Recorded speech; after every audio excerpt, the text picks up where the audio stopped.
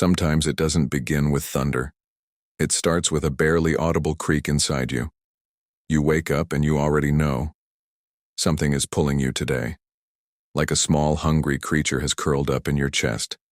It doesn't speak in words, but it knows the way. It doesn't care about the promises you made to yourself. It only wants one thing, for you to feel that emotion again. Doesn't matter which. Anger, resentment, self-pity, jealousy.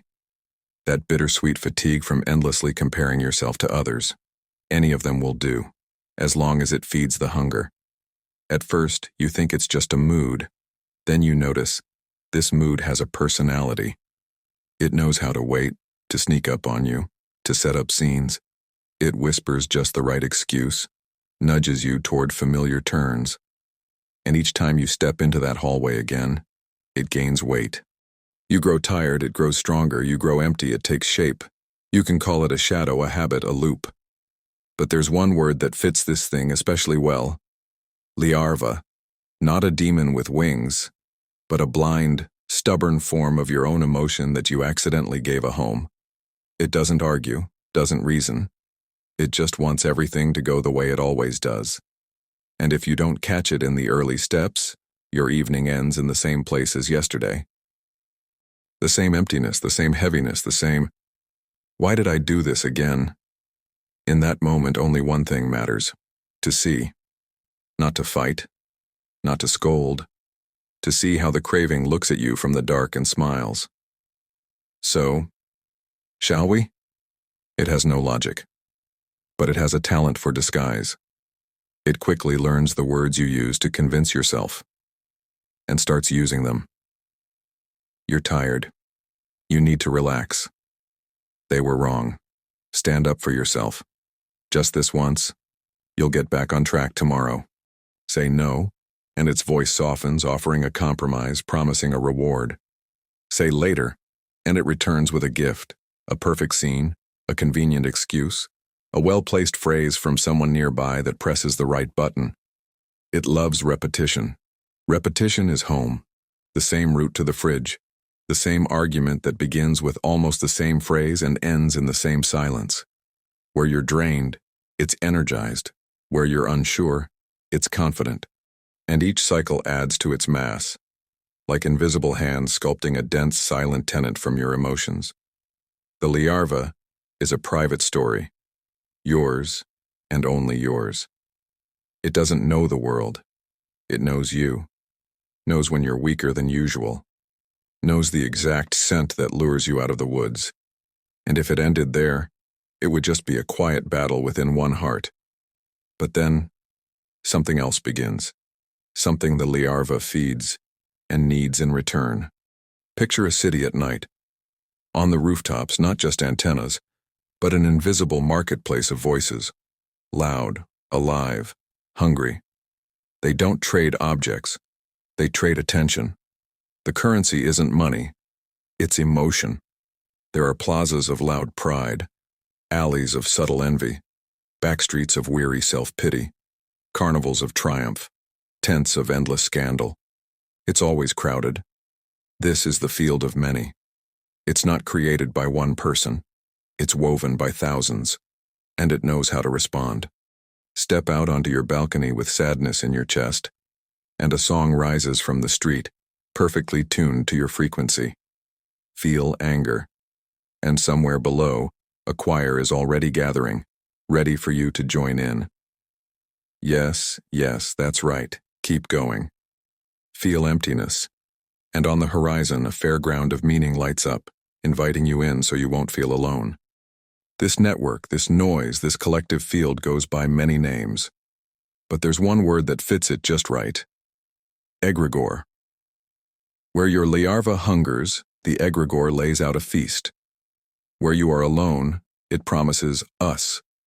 Where you're uncertain, it offers a ready-made role. And if you say yes, your little creature gets stitched into a vast tapestry already pulsing with its own rhythms, laws, and rituals. Connection is not a chain. It's a nearly weightless tube extended through resonance. One night, it's a news headline that perfectly feeds your worry. Another, A meme that sparks your jealousy and keeps it burning till midnight. A third, a gathering of your kind, where the pain is shared and thus feels warm. The tube connects wherever you repeat. A gesture, a habit, a scroll, an argument with someone you know won't hear you. From the outside, it looks like life. On the inside, it's a service pipeline. Your focused gaze and live emotion flow outward, and in return you get the narratives of the field you feed. No one throws a chain around your neck. They simply call you by the name of your weakness, and you respond. And so quietly, the personal larva becomes a conductor of collective noise, and the collective noise becomes the daily weather inside you. Most call it a battle, but war favors those who have the energy to fight. Here, something else works. Fasting, not heroism, not vows, but silence. The kind that turns off the music and leaves an empty stage. The larva doesn't die from debate. It withers from lack of repetition. One evening, someone reached again for that familiar loop. 5 minutes, then I'll stop. He didn't conquer himself, didn't seal the universe. He just walked to the window, took 10 deep breaths and sat in silence. Not to meditate, not to breathe correctly, just to sit. 5 minutes, nothing happened. 3 more, and it felt gross and boring. By the 9th minute, the itch began to fade. By the 12th, a strange, late-arriving thought appeared. What if we just skip it tonight? He went to bed, woke up slightly different. Silence isn't emptiness. It's how you stop being a battery. When the whispering field doesn't find a switch in you, it moves on. When the ritual doesn't happen on time, it breaks. When the loop is skipped, the hooks start to crumble. It's not a perfect shot, not a quick fix, not a promise of magic. It's just one night when you didn't feed a hunger that wasn't yours. And that's where real change begins. In the end, there is no theory, just a question that lands in your heart like a smooth stone. Who are you feeding? Not in general, not in life. But today, where did your gaze go? What emotion burned the hottest inside you? Where did you lose an extra half hour? And what did it leave behind? The world will always hum. Fields will always call. Larvas will always search for a table. And there's no evil in it. No grand conspiracy against you. That's just how this layer works. Energy flows where it's expected, but the direction is always your choice.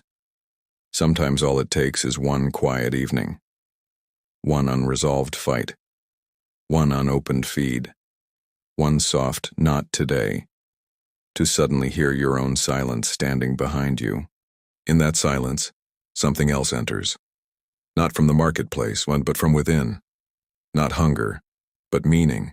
Not craving, but movement. And then you can say it, without drama, without grand words. I see how it works. And today, I choose to feed myself, my work, my people, my clarity. Everything else will fall away once it realizes your hands no longer feed it. Thank you for being here. Thank you for listening not just to the world, but to yourself. See you in the next video.